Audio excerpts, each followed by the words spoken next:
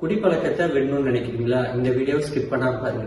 So நம்மகிட்ட நிறைய patients இந்த குடியில இருந்து விடுபடுறதுக்கு வராங்க. ஸோ நம்ம அவங்ககிட்ட கேட்கறது, ஏன் குடியை விட மாட்டேங்கிறீங்க அப்படின்னு கேட்டாலே, நான் நினைச்சா விட்டுருவேன் டாக்டர் அப்படின்னு தான் சொல்றாங்க.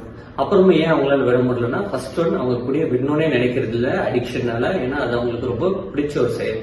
ரெண்டாவது, குடியை விட நினைச்சாலுமே அடுத்து விட்ராயல் சிம்டம்ஸ், அதாவது கை நடுக்கம், படபடப்பு, தூக்கமின்மை, சில பேருக்கு ஃபிட்ஸ் கூட வரலாம். அந்த மாதிரி விட்ராயல் சிம்டம்ஸ் வர்றதுனால திருப்பி குடிக்க ஆரம்பிச்சிடறாங்க. ஸோ நம்ம இங்க என்ன ட்ரீட்மெண்ட் பண்றோம் குடிக்குன்னு பார்த்தோம்னா, ஃபர்ஸ்ட் ஒன், குடியினால என்னெல்லாம் பாதிப்பு ஆயிருக்கு அவங்க உடம்புக்குன்னு பாக்குறோம்.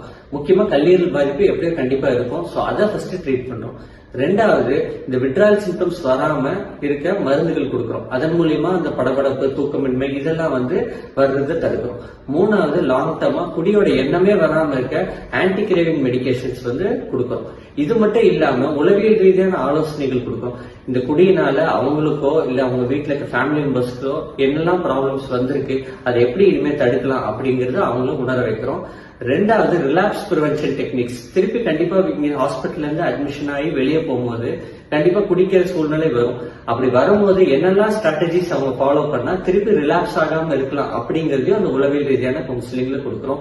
ஸோ கண்டிப்பா குடியை விட முடியுமான்னு கேட்டீங்கன்னா, ஒரு நல்ல ஃபாலோ அப், நல்ல மோட்டிவேஷனான பேஷண்ட் பிளஸ் நல்ல ஃபேமிலி சப்போர்ட் இருந்தா கண்டிப்பா இந்த குடியை ஈஸியா